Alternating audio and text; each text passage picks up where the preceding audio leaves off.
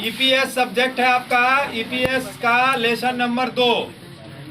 EPS का full form होता है इंटरप्रेन्योरशिप, हिंदी में कहते हैं इसको उद्यमिता। ईपीएस सब्जेक्ट है आपका, रविवार को हम ईपीएस पढ़ाते हैं, और उद्यमिता हिंदी में इसको कहते हैं। लेसन नंबर 1 हो चुका है, लेसन नंबर 2।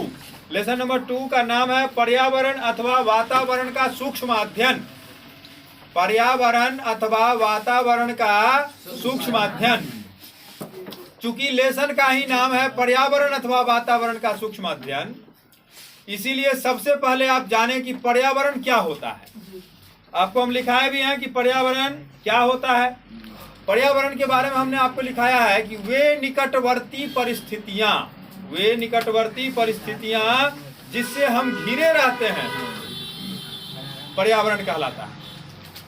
इससे पहले भी आप लोग पढ़े होंगे कि पर्यावरण क्या है। हमारे चारों ओर का वो वातावरण जिसके अंदर में हम रहते हैं, जिसके चारों ओर से जिस आवरण में हम घिरे हुए रहते हैं, वही आवरण पर्यावरण है। जो आपने साइंस में भी पढ़ा होगा, 10th में तो थोड़ा सा विज्ञान पढ़े थे ना आप लोग, तो उसमें पर्यावरण के बारे में पढ़े होंगे कि पर्यावरण क्या है, या भूगोल में भी पढ़े होंगे कि जिसके अंतर्गत हम लोग रह रहे हैं। हमारे चारों ओर की जो वस्तुएं हैं, या पृथ्वी है, आकाश है, धरती, पानी, पेड़ पौधा, ये सारा पर्यावरण है। तो ये तो हमने ज्योग्राफिकल इन्वायरमेंट की बात की, लेकिन अभी हमारा जो है वो व्यावसायिक पर्यावरण है। उद्यमिता चैप्टर है, विषय का नाम है, और उद्यमिता में हम लेसन नंबर 2 पढ़ रहे हैं, पर्यावरण अथवा वातावरण का सूक्ष्म अध्ययन। तो एक उद्यमी जहां रहता है और उसके चारों ओर की जो निकटवर्ती परिस्थितियां हैं, वो सब मिलाकर के क्या कहलाता है, उसका पर्यावरण कहलाता है। जैसे जहां वो है, अगल बगल में दूसरा दुकानदार है, ग्राहक है, कंपटीटर है, उसको माल सप्लाई करने वाला आदमी है, सामान है, वो टोटल चीज मिलाकर के क्या कहलाता है, पर्यावरण या वातावरण। पर्यावरण या वातावरण। लेसन के नाम को अभी हम समझ रहे हैं। लेसन का नाम है पर्यावरण अथवा वातावरण का सूक्ष्म अध्ययन। तो पर्यावरण को तो समझ गए आप कि एक उद्यमी जहां रहता है उसके चारों ओर की निकटवर्ती परिस्थितियां पर्यावरण या वातावरण है। दूसरा इसमें साथ में जुड़ा हुआ पॉइंट है सूक्ष्म अध्ययन, स्कैनिंग इंग्लिश में उसको कहते हैं। स्कैनिंग इससे पहले भी आप लोग सुने होंगे कि स्कैनिंग क्या है। किसी डॉक्टर के पास गए किसी बीमारी का इलाज कराने के लिए, कोई पेशेंट, और डॉक्टर साहब को बीमारी अच्छे से समझ में नहीं आ रही है, तो वो स्कैनिंग कराने की सलाह देते हैं। खास करके ज्यादातर आप लोग सुने होंगे किसी आदमी को सर में चोट लग जाता है तो सीटी स्कैन कराने की सलाह दी जाती है। सीटी स्कैन माने उसके हेड का, उसके माथा का पूरा अंग का उसमें स्कैन करके देखा जाएगा कि कहाँ चोटिल है या नहीं है, क्या प्रॉब्लम है नहीं है, जैसा होना चाहिए वैसा है या नहीं है। वो स्कैन का मतलब होता है किसी भी चीज का गहन जांच, सूक्ष्म अध्ययन। किसी भी चीज का गहन जांच, सूक्ष्म अध्ययन, ये स्कैन हुआ। स्कैन कागज का भी स्कैन होता है। आप मान लीजिए कोई पेपर है, उसको स्कैन कराते हैं, तो उसको स्कैनर में डालता है और फिर उसको स्क्रीन पर देखता है कि क्या क्या होना चाहिए, वो सब सारा चीज है कि नहीं है, कुछ उसमें गलत तो नहीं है, गलत है तो उसको एडिट करके हटाता है। एक एक पॉइंट को पढ़ता है।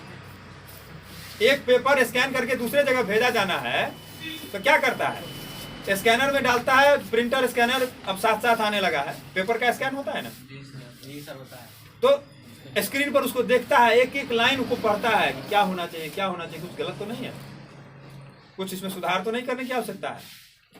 तो पर्यावरण या वातावरण को समझ गए, और सूक्ष्म अध्ययन को भी आप समझ गए। पर्यावरण अथवा वातावरण का सूक्ष्म अध्ययन, इंग्लिश में उसी को कहते हैं स्कैन। सूक्ष्म अध्ययन माने किसी भी चीज का गहन जांच, एकदम गहराई से एक एक पॉइंट का बिंदुवार उसका जांच किया जाना, यही क्या हुआ, स्कैन हुआ, सूक्ष्म अध्ययन हुआ। अब आते हैं हम पर्यावरण को आप समझ गए, सूक्ष्म अध्ययन को समझ गए। पर्यावरण के महत्व, पर्यावरण का क्या महत्व है भाई। तो सबसे पहला महत्व उद्यमी के लिए है पर्यावरण का कि अवसर की खोज में। अवसर कहाँ मिलेगा, पर्यावरण में ही मिलेगा। अवसर कहाँ मिलेगा, पर्यावरण में ही मिलेगा। दूसरा है अस्तित्व बनाए रखने में, वो उद्यमी जो बाजार में अपना अस्तित्व बचा के रखेगा, लंबे समय तक अपना कारोबार को बचा के रखेगा, चलाते हुए रहेगा, वो कहाँ चलाता हुआ रहेगा? वातावरण में ही चलाता हुआ रहेगा। ये वातावरण के महत्व की चर्चा भी हम लोग कर रहे हैं। सबसे पहला आपको अवसर की खोज में, दूसरा अस्तित्व बनाए रखने में, और तीसरा सफलता प्राप्त करने में। सफल कहाँ होंगे? वातावरण में ही सफल होंगे।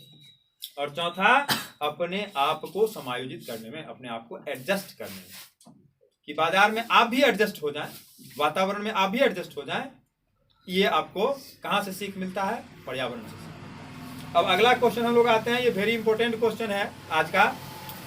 पर्यावरण या वातावरण के प्रकार। तो पर्यावरण या वातावरण मुख्य रूप से दो प्रकार के, आंतरिक पर्यावरण, बाहरी पर्यावरण। आंतरिक पर्यावरण को इंग्लिश में कहते हैं इंटरनल इन्वायरमेंट, और बाहरी पर्यावरण को कहेंगे एक्सटर्नल इन्वायरमेंट। आंतरिक पर्यावरण क्या है? आंतरिक पर्यावरण से आशय उन परिस्थितियों या उस वातावरण से है जिस पर उद्यमी का स्वयं का नियंत्रण होता है, कंट्रोल होता है।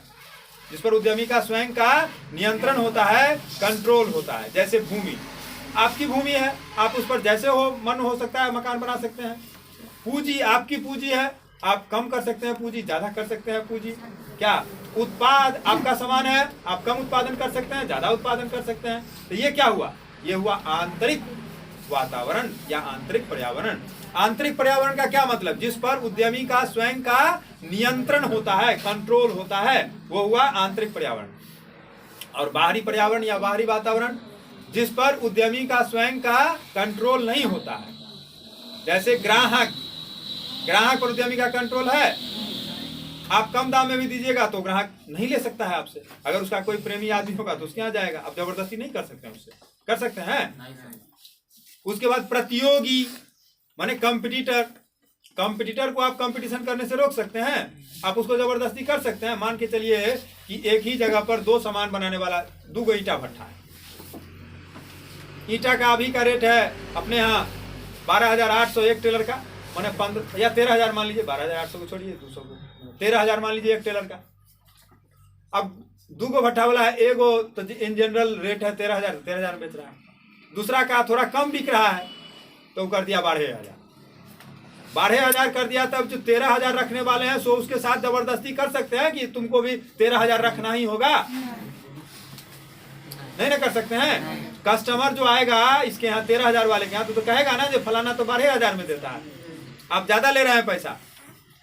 तो ये चीज उसको सुनने को मिलेगा, इससे इसके बिक्री पर भी प्रभाव पड़ेगा इस बात से। लेकिन वो उस सामने वाले कंपटीटर को, प्रतियोगी को बाध्य नहीं कर सकता है कि आप भी 12,000 के टेलर ही ईंट बेचिए। बाध्य कर सकता है? नहीं कर सकता है। ग्राहक को आप बाध्य नहीं कर सकते हैं, कंपटीटर को आप बाध्य नहीं कर सकते हैं। सरकारी जो नीतियां हैं उस पर आपका कोई नियंत्रण है, तो सरकार कब क्या पॉलिसी बदल देगी उसका कोई ठिकाना है? उस पर आप व्यापारी का नियंत्रण होता है, उद्यमी का नियंत्रण होता है? नहीं होता है। तो अभी आज का जो लेसन है ये क्या है? पर्यावरण अथवा वातावरण का सूक्ष्म अध्ययन। पर्यावरण का मतलब हुआ उद्यमी के चारों ओर की वे परिस्थितियां जिसके अंतर्गत उद्यमी घिरा हुआ रहता है, जिसमें रहता है। सूक्ष्म अध्ययन का मतलब किसी भी चीज का, किसी भी विषय का गहन जांच किया जाना, बिंदुवार जांच किया जाना। तो पर्यावरण को समझ गए, सूक्ष्म अध्ययन को समझ गए, उसी को स्कैनिंग कहते हैं इंग्लिश में। उसके बाद पर्यावरण के प्रकार। पर्यावरण मुख्य रूप से कितने प्रकार का? दो प्रकार का, आंतरिक पर्यावरण, बाह्य पर्यावरण।